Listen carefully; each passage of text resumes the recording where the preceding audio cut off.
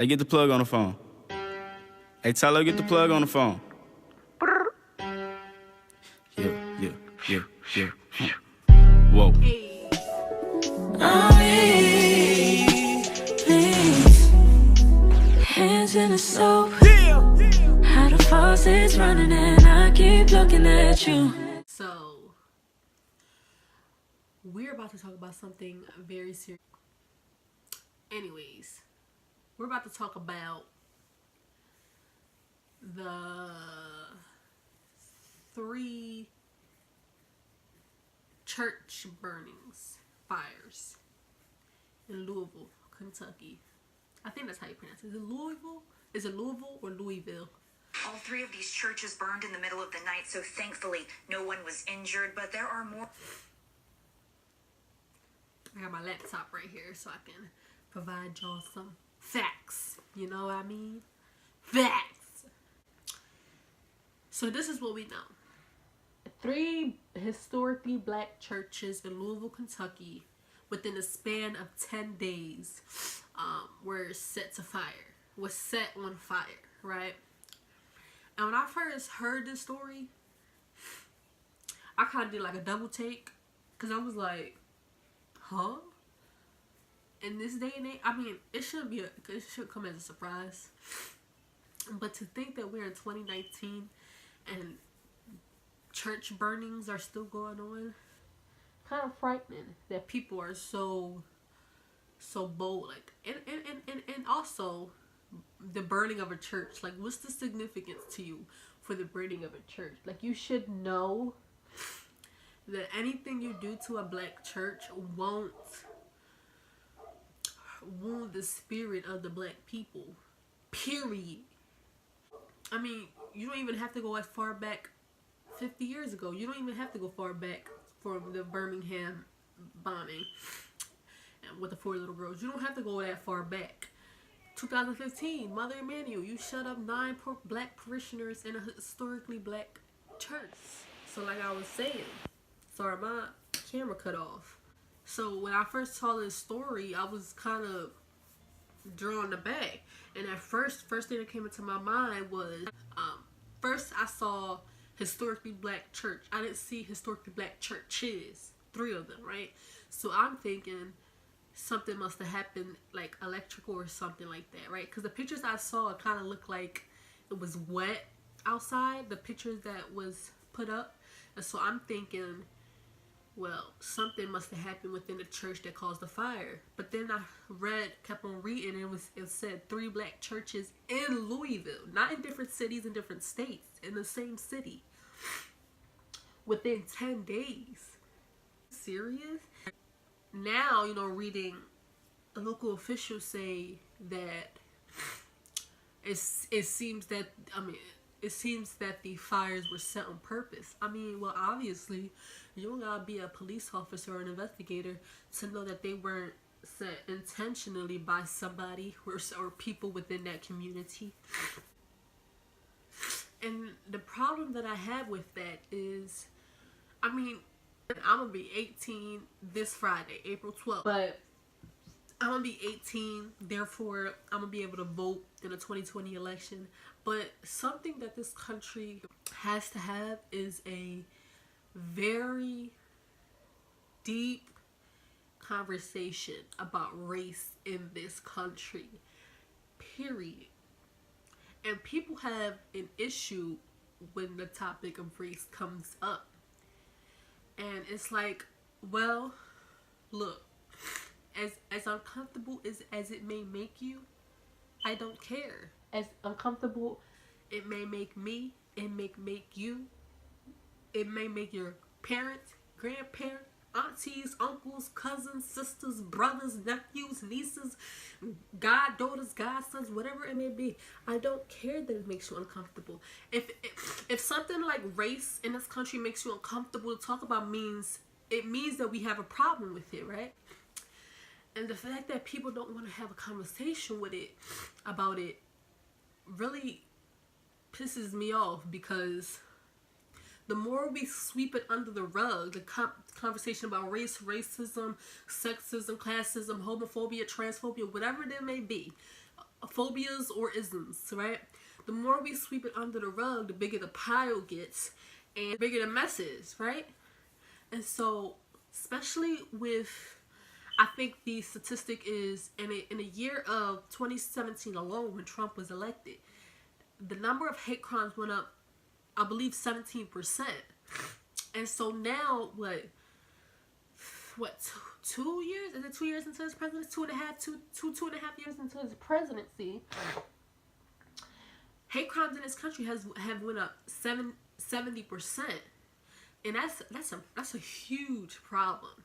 And if you see those statistics and you see these reports reportedly being thrown out of there, I mean, these hate crimes being shown, and then the attacks on churches, like, and you don't want to talk about it when it's in your face, and then you call yourself a Christian or you call yourself a person of faith, and you look at these things happening in this country and in this world, really, because hate crimes is not just in the U.S., but and you see these types of things going on, and it's in front of your face, and you see it with your own eyes, and you don't want to discuss it and try to resolve it, you might want to look within yourself. You know what I mean? My thing is, churches are supposed to be a sacred place, right? Whether it's churches, mosques, temples, whatever it may be, whatever religion, whatever faith you believe in, it's supposed to be a sacred place for you to go to have your time with God, with whatever God you worship, right? And so, when the one place where people of faith feel most safe in the house of God is attacked,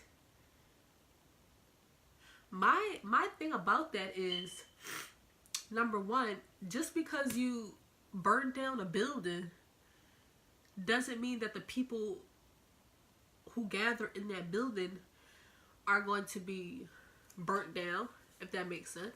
Doesn't mean they're going to lose faith in their God. I don't understand what goes through people's minds who say they're Christians or say they believe in God. Most of these people say they believe in God, but what goes through their minds when they go to burn down a church, any church at that, but goes to burn down a church?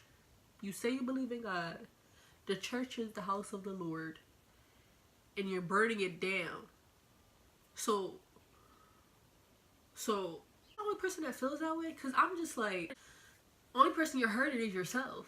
Because if you say you believe in God and you're over here burning down churches, we'll see where you'll be going, where you'll be heading, where your time is over. And you cannot break the spirit of black people, period.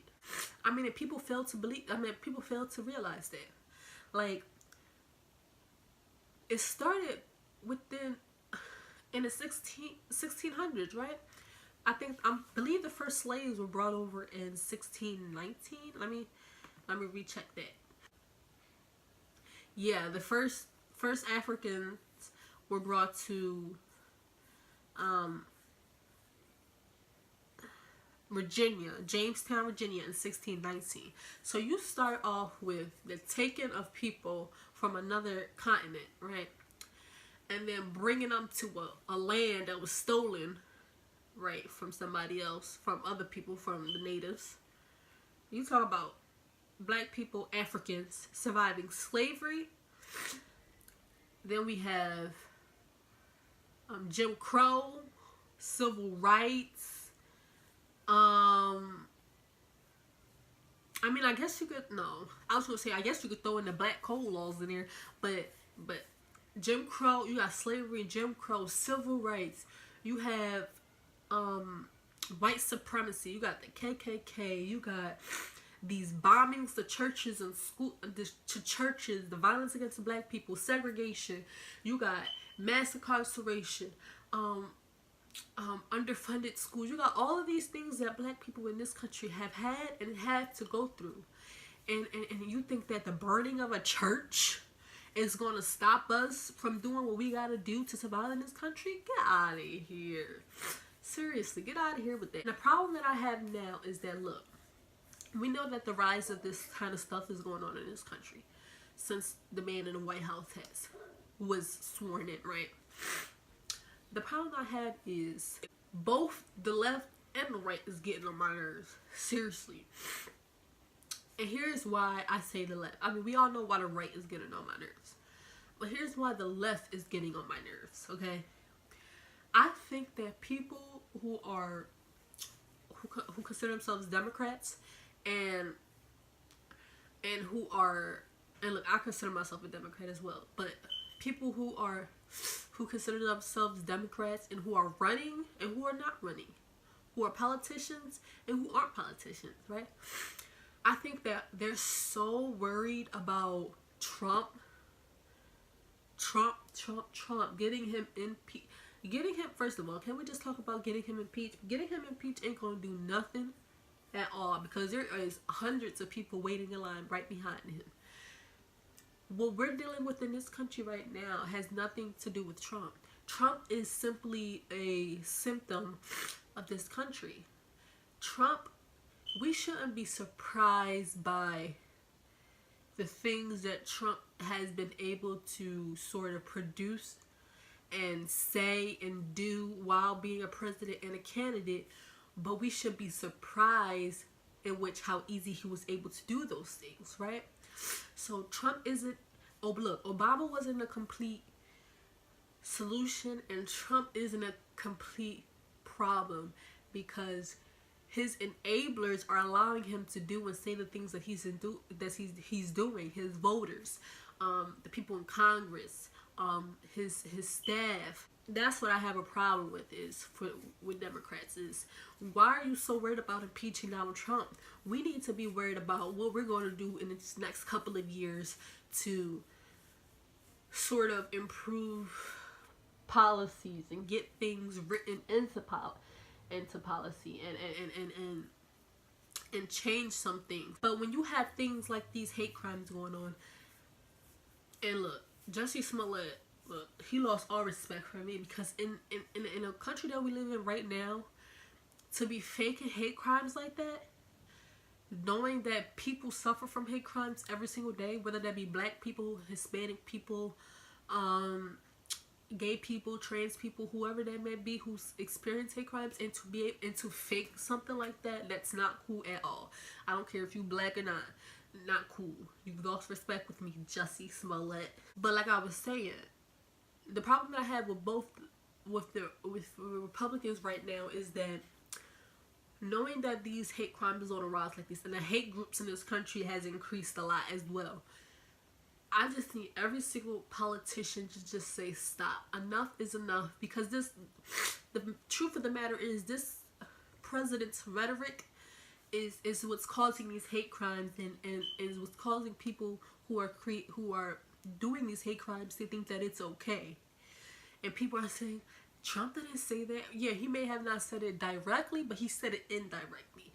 The things like calling Mexicans rapists and murderers, if you saying that to people who believe everything you say, they're going to believe that all Mexicans are rapists and murderers, and they're going to want to do something about that. They're going to do something about black people who kneel during protests. You understand what I'm saying? So it's the rhetoric. You might not be saying it directly, but trust me, people hear what they want to hear. And so that's what I have a problem on that. Hopefully that they give this person or people who have been burning these black churches in Louisville, and they get locked up in the punishment that they deserve. And I'm done with this for now. I'll continue with the updates on this, and if I feel so compelled to do another video of the updates, I will do so. Please like, comment, subscribe, and share. Please leave comments down below what you think about this, and if you agree or disagree with anything I just said about this case and what I said about the state of our country right now. And also comment down below what other topic or whatever is in the forefront of the media you want me to talk about or look into. I will do that. Or just any other video in particular, vlogs, reactions, whatever that might be, leave it in the comment section down below. Follow me at __ Jade Iman on Instagram. See you in the next video. Peace.